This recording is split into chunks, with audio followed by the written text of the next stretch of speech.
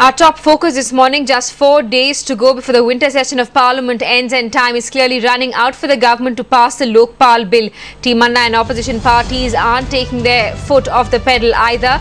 Anna has warned the government in no uncertain terms to quit if it can't see a strong Lokpal bill through.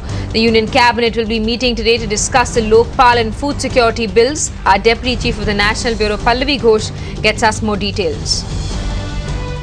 Well, today is a crucial cabinet meeting. The cabinet is likely to discuss the Lokpal bill. There's a tremendous amount of pressure on the government, especially from Team Anna and also from the opposition, to come ahead and get this bill passed in the winter session of Parliament. The winter session of Parliament, of course, ends on the 22nd, but there's also a possibility that there could be an extension of this session, especially after the Christmas recess. What essentially the government wants to do is try and win over the opposition. And in one offer that, of course, they're making is regarding reservation in the Lokpal, hoping to win over the Samajwadi Party, the BSP, Lalu and of course Paswan. But on grounds like the inclusion of the CBI in the Lokpal bill, it's very, very difficult for the government to give it completely to the demands of Team Anna and to that of the opposition. But by now, more or less, there seems to be a consensus on the fact that the Prime Minister is going to be included with safeguards. The Group C bureaucrats will also be included. It remains to be seen what exactly will be the stand of both the opposition and the reaction of Anna Hazare once the bill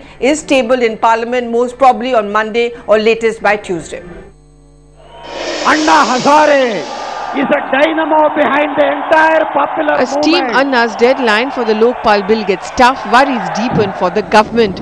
The Prime Minister has made it clear that the government is committed to bring the Lokpal bill in the winter session, and in fact he says that it will be tabled in Parliament on Monday.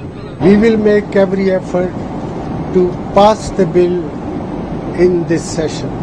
We are working day and night to give shape to the bill, and it's my hope that by tomorrow the bill should be we should be able to bring the bill to the cabinet, and thereafter we will be ready to take it to the Parliament.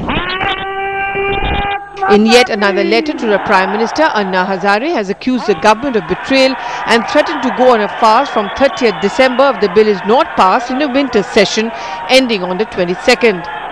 Parliament में पास होगा, सिर्फ वो भेज नहीं रहे ना, parliament में पास होगा। अगर कमी रह जाती है कोई, आपके अभी कमी नहीं रहेगी, अभी ज्यादा मेजॉरिटी इनके हो गई सबकी। As the government works overtime to come out with a please all Lokpal bill, Anna Hazare's tough words to the Prime Minister doesn't make things easier. There's so much that the government wants to do, but more importantly it realizes that it needs to have the other political parties by its side. One way the government hopes to win the opposition over is by dangling the quota card, important for poll-going states like Uttar Pradesh. Conceding to the demands of the Samajwadi Party, the BSP, Lalu and Paswan, the government is likely to accept reservation in Lokpal for the SC/ST and backwards. The percentage is being worked out. The government hopes that by enticing the opposition, it can counter the Anna fury, especially in case the government's revised draft doesn't meet Anna's demands. With Bureau Inputs in New Delhi, Pallavi Ghosh. Pressure clearly on the UPA to bring about a strong Lokpal. Meanwhile, the government will also be training its eyes on the much anticipated food security bill, which is Congress President Sonia Gandhi's pet project. CNN IBN's Maria Shakil gets us more details. She is the leader of the UPA government and is the president of the Congress party, and she has got a lot of interest for the poorer section of this community in the country. So we are all following her instructions. That's precisely the reason why the Union Cabinet will take up the controversial food security bill again today. The Cabinet in its last meet had deferred the decision primarily because of concerns on financial viability of the bill raised by Agriculture Minister Sharad Pawar. Pawar had also pointed out at the continued pilferage of the public distribution system. Financial burden कितना पड़ेगा, क्या पड़ेगा, इसके गहराई से इसकी चर्चा हो रही है और रास्ता निकलने के लिए कोशिश हो जाएगी। The bill proposes to make the right to food a legal right.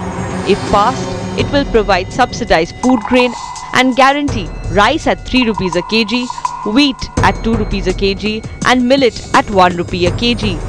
For priority households, it will be 7 kg per person or 35 kg per household. For non-priority, the limit is 3 kg per person. The bill guarantees food security to 63.5% of India's population, and it will cover 75% of rural population and 50% of urban area population. But it is silent on the big question. From where will the required money of almost 1 lakh crore rupees come to provide food for the needy? That's not all. There are several other unanswered questions as well. How will the priority and the general groups mentioned in the bill be identified? No time frame has been set for determining the target groups. Socio-economic and caste census data is awaited for 2011, which is way behind schedule. How will the coordination mechanism work between the centre and the states? The proposal also does not specify the investments required for augmenting storage and freight capacity, given that the railways are already stretched. The government plans to introduce the bill in the ongoing winter session. With just a few months left for the assembly elections in the crucial states of Punjab, Uttarakhand and Uttar Pradesh, the Congress clearly doesn't want to be seen going back on a promise made by its president. With Maria Shakil in New Delhi, Priyadarshini Mitra.